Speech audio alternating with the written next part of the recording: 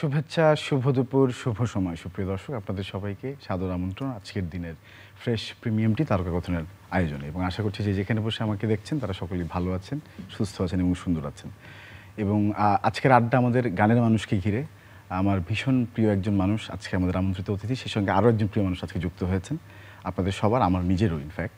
এবং গানের আড্ডা যেহেতু, শুরুতেই বলতে চাই যে প্রথমেই যাকে পরিচয় করে দেব তিনি আমার অত্যন্ত শ্রদ্ধেয়জন এবং তিনি আমাদের জীবন ঘেঁষা গানগুলো রচনা করেছেন এই পর্যন্ত। এবং তার লেখা গান, তার রচনা করা গান গাইনি এমন কোনো বাঙালি আছে বলে মনে হয়তো না।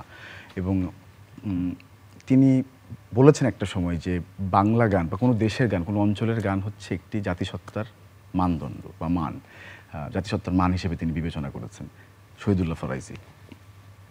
এবং সেই সঙ্গে রয়েছেন একটি জনপ্রিয় কণ্ঠ, যার কণ্ঠ আমরা অসংখ্যবার শুনেছি আমাদের বাংলা চলচ্চিত্রে।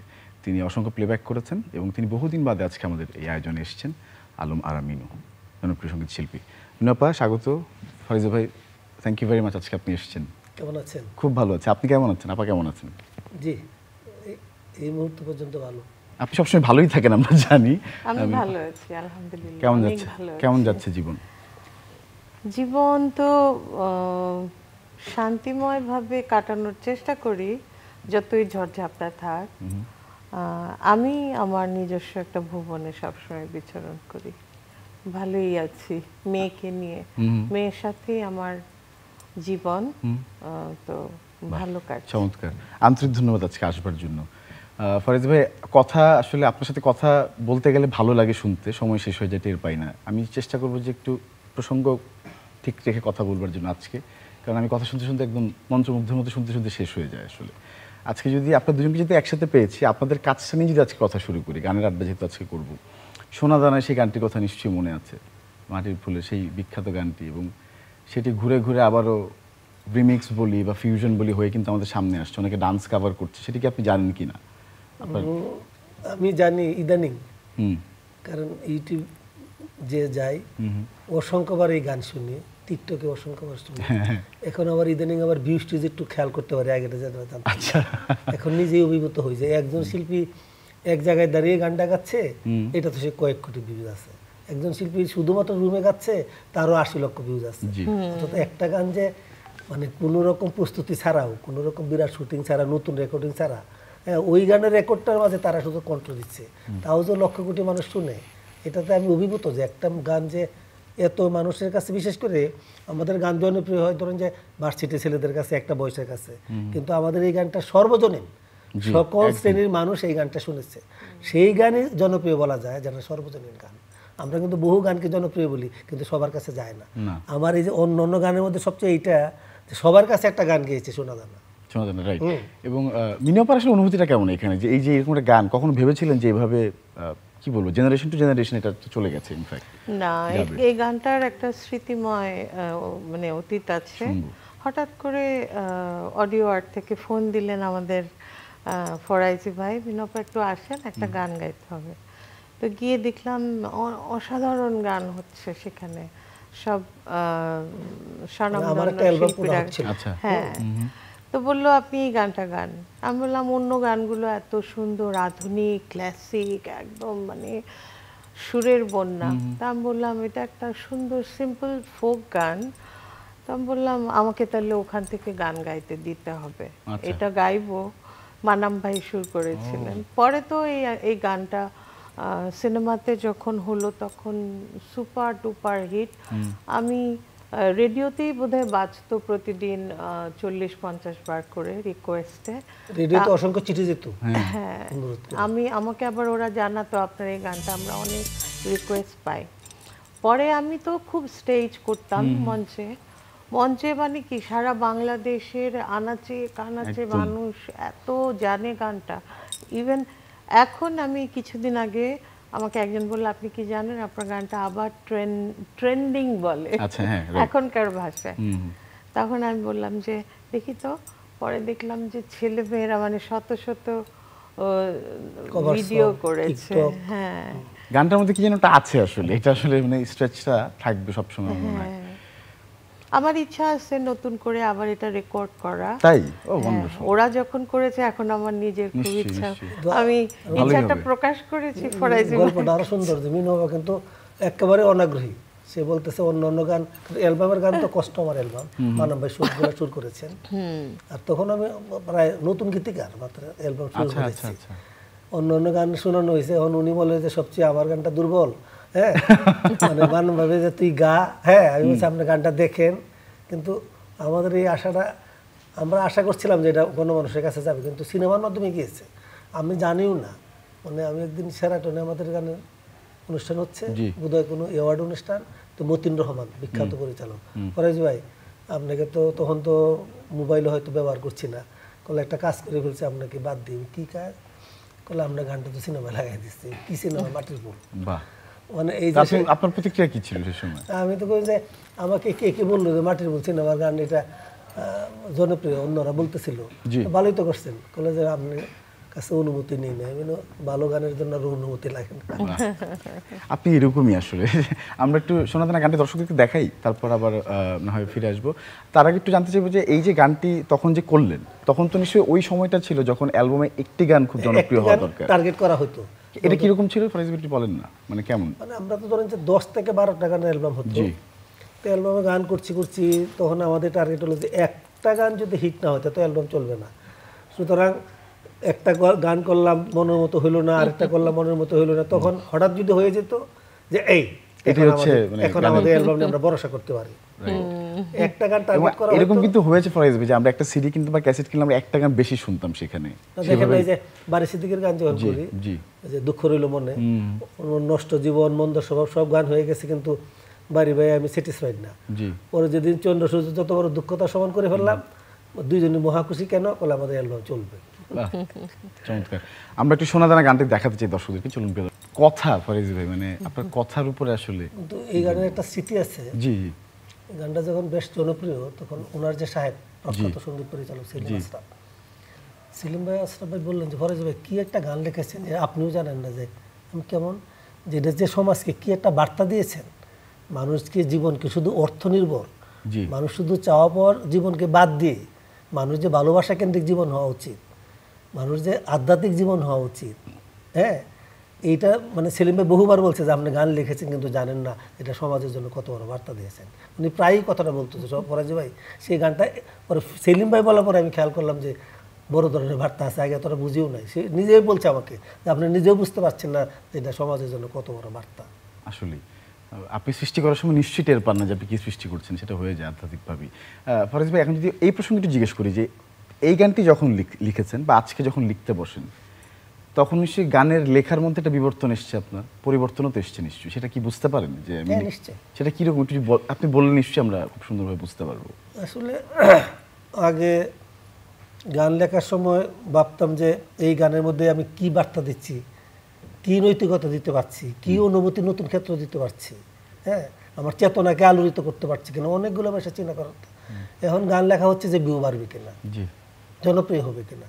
এই যে গান যে একটা ফিলোসফি, গান যে সমাজকে মানে আলোড়িত করার জন্য, সমাজকে সচেতন করার জন্য, মানুষকে মানবিক করার জন্য, নৈতিকতামুখী করার জন্য, সেই বিষয়টা থেকে আমরা আস্তে আস্তে জনপ্রিয়তার দিকে চলে যাচ্ছি। সুতরাং আমার গানে বার্তা আছে কিনা, আমার গানে মানুষকে মেসেজ দিচ্ছি কিনা, মানুষকে নতুন করে আত্মশক্তি দিচ্ছি কিনা, প্রতিবাদী করছি কিনা, সেটার চেয়ে অন্য কিছু প্রাধান্য পাওয়া যাচ্ছে। এই জন্য আমরা গান এইভাবে আকৃষ্ট করতে পারছি না। গান তো চেতনার মান। দেখেন যে আমাদের দেশে কিছুদিন আগে জুলাই অভ্যুত্থান ঘটে গেল, আমরা অনেকেই এই গান কিছু করতে পারিনি, কিন্তু দেখেন রেপার কয়েকটা ছেলে, হান্নান শেজার, আপনি গান শুনেছেন, হ্যাঁ, এরা গান দিয়ে আলোড়িত করে দিয়েছে। অর্থাৎ সমাজের মানুষের যে আকাঙ্ক্ষা সেটা তারা ধরতে পেরেছে। মানুষ যখন মৃত্যুর মুখে যাচ্ছে মানুষের পাশে দাঁড়িয়েছে, সমাজ যখন সংকটে পড়েছে মানুষের পাশে দাঁড়িয়েছে। এখন গানের যারা মানুষ তাদেরকে মানুষের পাশে দাঁড়াতে হবে। রাষ্ট্র শেষ হয়ে যাবে, আপনি দাঁড়াবেন না, সমাজ ধ্বংস হয়ে যাবে, দাঁড়াবেন না, মানুষ মৃত্যুর মুখে যাবে, প্রতিদিন মৃত্যুবরণ করবে, আপনি কোনো কথা বলবেন না, সমাজ থেকে আপনি আস্তে আস্তে বহিরাগত হয়ে পড়বেন। আজকে দেখেন যে আমাদের ক্রিকেটের এককালে কত বিরাট জনপ্রিয় ছিল, আজকে দেখেন যে জুলাই গণঅভ্যুত্থানের ভূমিকা নাই, তারা আজকে নায়ক নায়িকারা কত পিছনে চলে গেছে।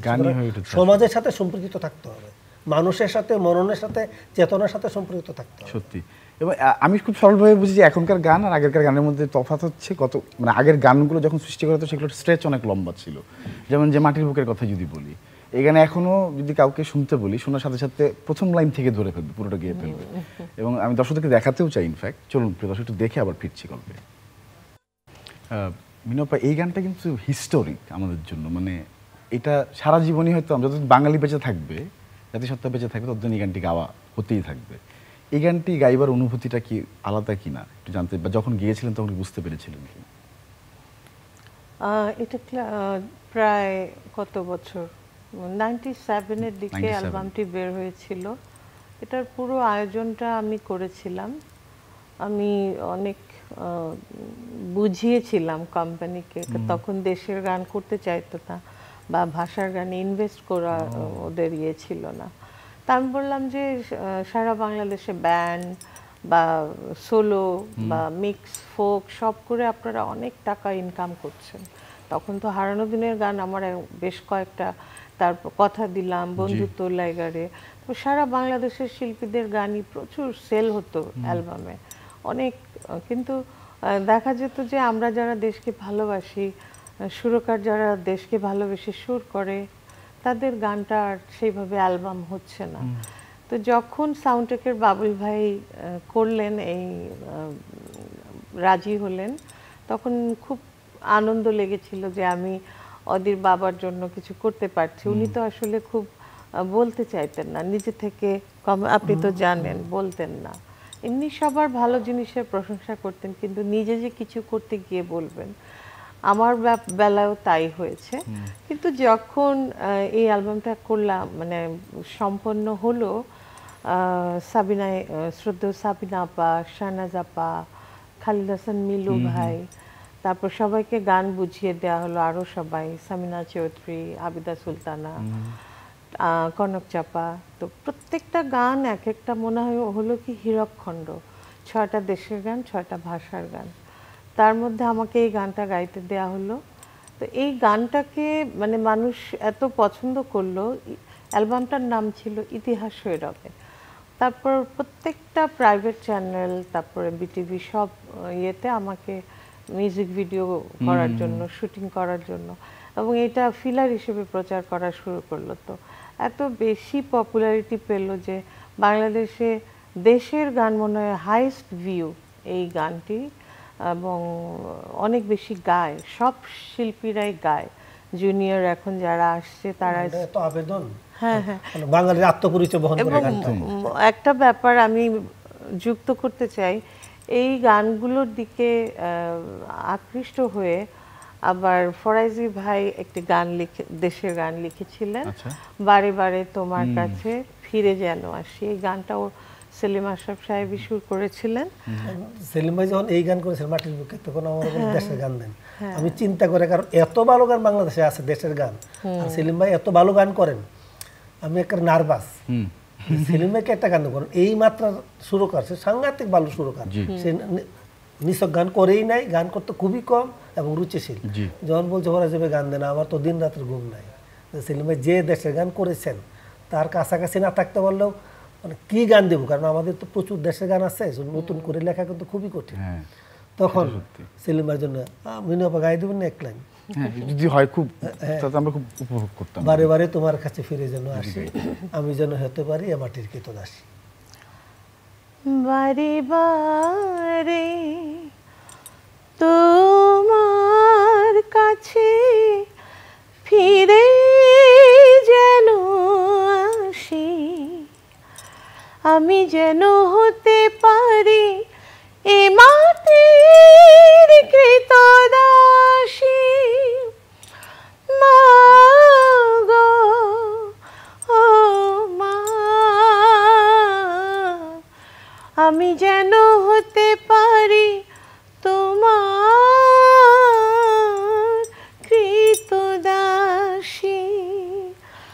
বারে বারে তোমার কাছে ফিরে যেন আসি। অনেক অনেক অনেক কৃতজ্ঞতা, থ্যাংক ইউ ফরাজি ভাই বলার জন্য আপনি আমার হয়ে। তো এই গানের পর দেশের তো গান লিখতেই পারি না, এটাই শেষ ছিল, মানে লিখতে পারি না, মানে লিখতে চাই না যে এর চেয়ে ভালো গান যদি না হতো। আমি অনেকবার বলেছি যে বহুবার বলছি আরো দেশের গান, দেশের গান শুধু না, আসলে তো ফরাজি ভাই অনেক অনেক অনেকের জন্যই গান লিখেছেন বাংলাদেশের। আমার জন্য লেখার পর সামিনা আপা, তারপরে কনক আপা, তারপর ডলি, ওদিকে আসিফ, হ্যাঁ বাড়ি ভাই। তো আমি বলি যখন, এখন বলি যে আসেন কিছু গান আবার করি। অনেক আসলে গানের তৃষ্ণাটা তো আসলে এত সহজে যায় না, গান করতে ইচ্ছা করে আমাদের, আসলে নতুন কিছু আবারও করা উচিত। এবং ফরাজি ভাই তো সৃষ্টি করতে করতে ঘুরে থেকেই একটা বই লিখে ফেললেন গত 2 বছর আগে, আমার মনে আছে। এবং একটি কবিতা লেখা থেকে শুরু করে মানে শেষ হয়ে গেল, বইয়ে গিয়ে শেষ হলো আর কি। এবং উপন্যাস রচনা করলেন সম্ভবত, একটা উপন্যাস লিখেছি। এবং এরপরে আমরা আজকে বলতে চাই দর্শকদেরকে যে আপনি একটি সিনেমার কাহিনী লিখেছেন, সেটা আমি আজকে জানতে পেরে ভীষণ রকম আনন্দিত। এটা যদি একটু দর্শকদেরকে বলতেন। আমি একটা উপন্যাসই লিখেছি কিন্তু প্রকাশ করি নাই, কিন্তু আমার বক্তারা জানতো। উপন্যাসের নাম হচ্ছে, এই যে প্রথম ঘোষণা দিচ্ছি, মহৎ সর্বনাশ। মহৎ সর্বনাশ। সেই উপন্যাস বলতে আমার বক্তারা, বিশেষ করে যে একটা সিনেমা হয়েছিল নয় মানুষের, পরিচালক ছিল সোহেল রানা বয়াতি, সেই বাসায় এসে বলে যে আমরা এই উপন্যাস দিয়ে সিনেমা বানাবো। বাহ। এই বলতে বলতে আমি ডায়লগ লিখে দিলাম, তারা চিত্রনাট্য করলো, আমি গান লিখে দিলাম। এখন অনুদানের জন্য জমাও দিয়েছে, এবং সিনেমার নাম হচ্ছে জবান। আজকে প্রথম চ্যানেল দর্শকদের জন্য এই ঘোষণা রইল। এবং যার কথা বললেন, বয়াতি সাহেবের কথা যদি বললেন, যে পরিচালক, তারই একটি সিনেমার মধ্যে কিন্তু আপনি গানও লিখেছেন, নয়া মানুষের জীবন গানটি। এটা দর্শকদেরকে অবশ্যই দেখাতে চাই, চমৎকার একটি গান। আমরা নয়া মানুষের জীবন গানটি দেখে আবার এটা বোঝা যায় আপনার লেখা যে গানটি। জীবন আমাদেরকে ফাঁকি দেয়, আমরা জীবনকে ধরতে পারি না। আমি যে ঐশ্বরিক একটা জীবন পেয়েছি, সেই জীবনটা আমি কোথায় যাপিত করব, সেই যাপিত জীবনের সাথে ঐশ্বরিক জীবনের সম্পর্ক কী, সেই জীবনটাকে আমি কোথায় ব্যয় করব, এটা ধরতে ধরতে জীবন আমাদের কাছ থেকে বহিরাগত হয়ে পড়ে, জীবন দূরবর্তী হয়ে পড়ে, জীবনের সময় চলে যায়। আমরা দেখেন জনপ্রিয়তার কাছে থাকছি, সম্পদের কাছে থাকছি, মোহের কাছে থাকছি, জীবনের কাছে থাকছি না। এই জন্য কিন্তু সবসময় মনে হয় জীবন ছোট। আসলে কিন্তু জীবনকে আমরা ছোট করে ফেলেছি, কারণ জীবনের কাছে যেহেতু আমরা থাকি না, সেই জন্য জীবন ছোট হয়ে যাচ্ছে। আমরা জীবনের কাছে থাকেন, জীবন মনে হবে দীর্ঘতর, কিন্তু আমরা অন্য কিছু থাকতে গিয়ে জীবনকে হারিয়ে ফেলছি। এই বেদনা নেই বলছিলাম যে ম্যাটেরিয়ালিস্টিক জীবন হয়ে গেছে অনেক বেশি। এবং মজার ব্যাপার হচ্ছে এই গানটি টিউন করেছে এবং গেয়েছে আমাদের চ্যানেলে বাংলা গানের খায়রুল ওয়াসি, খুবই জনপ্রিয় একটি সঙ্গীত শিল্পী আমাদের, এবং আমরা খুব ভালোবাসি ওকে, গান পছন্দ করি, গাওয়া খুব যত্ন করেছে গানটা। তাই আচ্ছা, চমৎকার। মিনু আপাকে যেতে পেয়েছি একটু জিজ্ঞেস করতে চাই যে এই যে আপনি তো অনেক কিছু চেঞ্জ দেখেছেন, ট্রান্সফরমেশন দেখেছেন, কবে থেকে গান গাওয়া শুরু করেছিলেন? এই বড় একটি যাত্রায়, এই প্রজেক্টের মধ্যে এই এত চেঞ্জেস হয়েছে, এখন এসে ইউটিউবে আমরা ভিউজের কথা বলছেন ফরাজি ভাই, শুনতে অবাক লাগে না, বা কেমন লাগে আসলে? এটা অনেক কঠিন মনে হয়। আগে যেমন একটা গান লিখতেন গীতিকার, সুর করতেন, একটা অনুষ্ঠানের জন্য আমরা গাইতাম, একটা অ্যালবামের জন্য গাইতাম, সেখানে এত কম্পিটিশন ছিল না। গানটার কথা কত গভীর, সুর কতটা গভীর, মিউজিকটা কতটা রিচ, হ্যাঁ, এটা দেখে গানটা করতাম। কিন্তু কি ভিউ হবে কি হবে না, মানে আমরা কিভাবে অ্যালবামটাকে সাজাতাম, একটা অ্যালবামটা মানে সব ধরনের গান দিয়ে একটা অ্যালবাম সাজানো, যাতে করে সব ধরনের শ্রোতা মানে তার প্রিয় গানটা বেছে নিতে পারে। কারণ একটা অ্যালবামে 12টা গান থাকতো, তা আমাদেরও একটু তৃপ্তি হতো, কারণ বছরে দেখা যেত যে উৎসব, ঈদ উৎসব, তারপরে ভ্যালেন্টাইন ডে, বৈশাখ, তারপর এরকম আর কি আমাদের বাঙালি ঐতিহ্যের যে সময়গুলোতে আমরা অ্যালবাম করতাম, বা ফিল্মে গান করলেও ওই ইয়ে অনুযায়ী, সিচুয়েশন অনুযায়ী গাওয়া, তো সেটা হিট করবে কি করবে না এটা লাকের ব্যাপার। এখন একটা মিউজিক ভিডিও মাত্র করে সেইটাকে মানুষের কাছে, আপামর জনসাধারণের কাছে মানে প্রিয় বানানো বা গ্রহণযোগ্যতা এটা একটা নিয়ে আসা, এটা সত্যি খুব কঠিন ব্যাপার। আমি শান্তির জীবন পছন্দ করি, যে একটা সুন্দর গান গাইলাম। হয়তো আজকাল একটা ব্যাপার আমার খুব খারাপ লাগে, যে ভালো কথা, ভালো সুরের গান, একটু মৌলিকত্ব, একটু আধুনিক ধারার গানগুলো কমে গেছে, যেহেতু অ্যালবাম আর হচ্ছে না। সিঙ্গেল করতে গেলে দেখা যায় ম্যাক্সিমামই ফোক করতে হচ্ছে। তো ফোক আমি ভীষণ পছন্দ করি, যেহেতু সোনা দানা দামি গহনা এটাও একটা ফোক অঙ্গের গান। আরও আমার অনেক ফোক গানের অ্যালবামও আছে। তবে এখন ইউটিউবে মানে সত্যিকার অর্থেই ইনভেস্টমেন্ট বা কারা এটা আসলে ইনভেস্ট করবে এটাও একটা কঠিন, সব শিল্পীর জন্যই একটা কষ্টের, গান গেয়ে আসলে সেটাকে সে পর্যন্ত আনা আর কি। হ্যাঁ, সে পর্যন্ত আনা একটা কঠিন সত্যি। পরীক্ষার মুখোমুখি কথাই বুঝতে ফেলে পারছি আপা, দেওয়া আপনি হয়। সেগুলো তো অনেক ভাবেন বড় না। পরীক্ষা। বাট জি। শান্তি মতো গান গেয়ে সেই তো, যাওয়াটা অনেক, শিল্পী তো গানই গাইবে আসলে, সেটার জন্য প্রিপেয়ার করবে। ফরাজ ভাই এই ব্যাপারে কি বলবেন আসলে? আসলে একটা প্রযুক্তিগত পরিবর্তন তো দারুণভাবে ঘটেছে, কারণ আমাদের গানটা একটা টিভি চ্যানেলে দেখাবে, ধর শুধুমাত্র বিটিভি ছিল, এটাই ছিল স্বপ্ন যে একদম বিটিভিতে গানটা যাবে। এখন প্রত্যেকের হাতে টিভি চ্যানেল, একটা টিভি চ্যানেলে গান প্রচার হওয়া আর প্রত্যেকের হাতে টিভি চ্যানেল থাকা, আপনি প্রতি মুহূর্তে বিশ্বের যে কোনো গান শুনতে পারেন, এই যে দ্রুততার সাথে অন্য কিছু শুনতে পারেন। সুতরাং আপনার প্রযুক্তি মানুষের যেমন বহুমাত্রিকতা দিয়েছে, আবার অস্থিরতা করেছে। আপনি একটা গান 5 মিনিট শোনাতে পারবেন না একদম। আমরা তারপরেও গানটা জনপ্রিয়, এই জন্য সে লাইক দিবে, কিন্তু লাইক দেওয়ার পরে যে শুনবে তাও কিন্তু না, লাইক দিচ্ছে কিন্তু লাইক দিয়ে সে মনে করছে দায়িত্বটা শেষ, পুরা গানটা শোনারও কিন্তু সময় নাই। ধন্যবাদ ফরাইজ ভাই এবং মিনপ, আপনাকে ধন্যবাদ আসবার জন্য। নতুন কাজের জন্য আমরা অপেক্ষায় থাকলাম এবং সত্যি এত কিছুর মাধ্যমে, এত কিছুর মধ্যেও আসলে আপনার সৃষ্টির যদি জোর থাকে তাহলে কিন্তু সেই সৃষ্টি টিকেই থাকে, যেমনটা আপনার টিকেছে। এটা আমি আশা করি। আন্তরিক ধন্যবাদ। প্রিয় দর্শক, আপনাদের সবাইকে অনেক অনেক ধন্যবাদ। আবার দেখা হবে আগামী পর্বে।